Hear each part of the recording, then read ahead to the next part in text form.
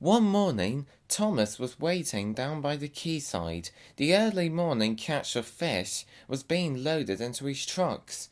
This was Thomas's least favourite job to do, and he was growing impatient. "I'm going to be late for Henry," he said. "He's not going to like this. Please hurry up and—" Thomas was rudely interrupted.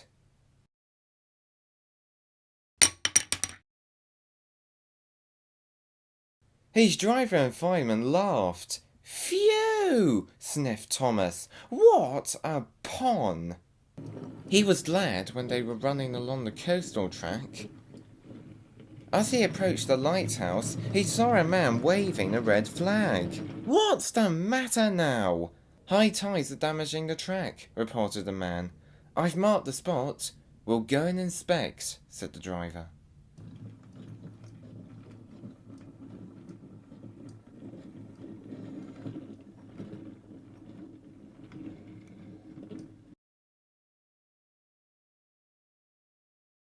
"It would be dangerous enough for big engines like Henry," said Thomas's driver, "but for smaller engines like Thomas it's safer." The guard left a red oil lamp by the damaged track. "When we get to the docks, I'll tell them to close the line," he said.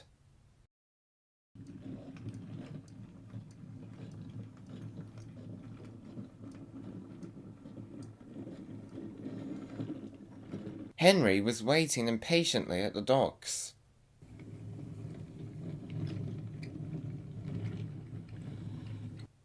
"Pwah, you're late, and that smell is making me ill." "I can't help it, it's the fish," said Thomas, "and there's danger on the rails, that's why we're late."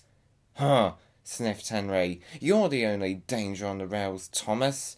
Now stop wasting time and get your trucks hitched to my train." Thomas's driver and fireman were in the yard manager's office when they heard the whistle of Henry. He was puffing away with his long train called the Flying Kipper.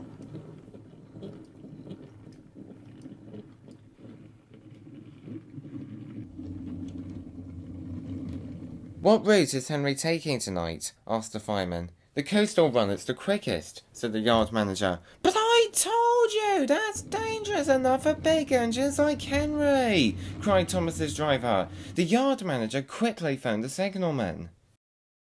Henry roared past the signal box. "I'll soon make up for lost time," he said. The signalman was answering the telephone but couldn't hear the warning. By the time he did, Henry was far away in a cloud of steam.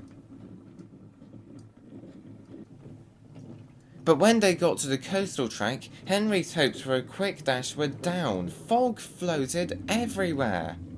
"I can't see!" cried Henry. Nor could his driver.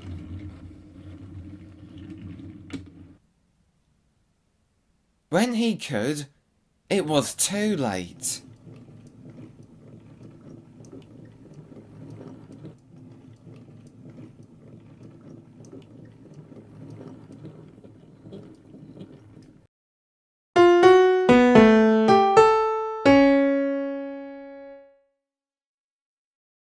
When the tide was high enough, Henry was craned out of the water. "Engines don't swim, Henry. You were meant to deliver fish, not swim with them," said the Fat Controller crossly. "You should know that by now." "Yes, sir. Sorry, sir," said Henry sadly. When Henry got back to the docks, Cranky the Crane looked down at him disdainfully. My, Henry," laughed Cranky. "It looks as if you'll have some fishy tales to tell, but take my advice, have a long hose down first." "Pah!" said Henry. But there was worse to come. Some boys were watching by the dockside. "Look!" cried one of them. "They've caught all this fish and a green whale too. It's not a whale, it's a monster." Henry was most upset. Thomas now felt sorry for Henry. "Come on, driver says that you need a good hose down and then you'll feel much better." And Henry did. "I'm sorry I was rude to you, Thomas," he said. "Oh, that's all right," said Thomas. "But can you smell something?" "What?" asked Henry nervously.